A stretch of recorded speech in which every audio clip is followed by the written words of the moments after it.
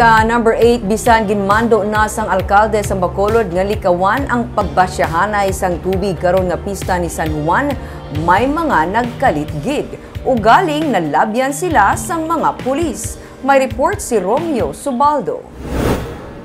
Sa Barangay Granada kay inasang aga, sa dalan na lang nagtinira mga bikers bangod sarado ang mga kapihan sa higad sang dalan.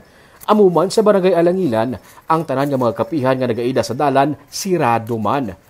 Nadala ang Granada kag Alangilan sa apat ka mga barangay sa Bacolod nga ginmanduan sang syudad nga magsirado anay subunga adlaw sa kapistahan ni San Juan. Sa Barangay Punta Taytay naman, ang ini nga dalan masami masako sa binasyahanay sa tubig kun San Juan pero kay nasang aga wala sang tawo. Ang mga beach resorts nga ginapunsukan man sa mga tawo kun San Juan sirado. Sunod sa Bacolod City Police Office, tanan nga mga resort kag cafe owners ay nagkooperar sa pangabay sang syudad. Sa Barangay Sumag naman, ang ini nga mga pamatanon sa suba nagpaligo kay sarado ang mga baybay. Mansig lumpat sa Taytay, padulong sa suba.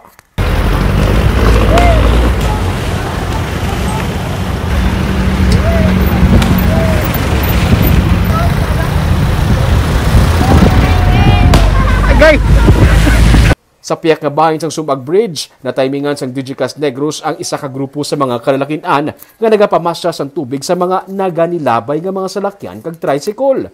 Dugay-dugay, hinali na lang sila nagdinalagan kag naglumpat sa suba sa matalupangdan nga may nagapadulong nga police patrol car.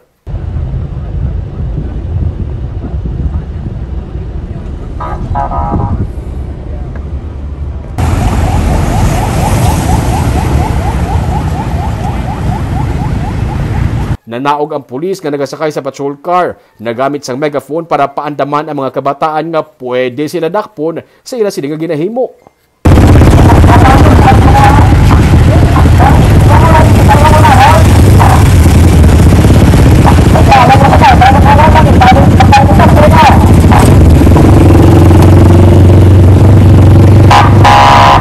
Ginbalik-balikan pagid sang pulis ang area para masiguro nga wala na sa may nagakatabo nga pagtililipon kag pagpangbasya sa tubig sa Taytay.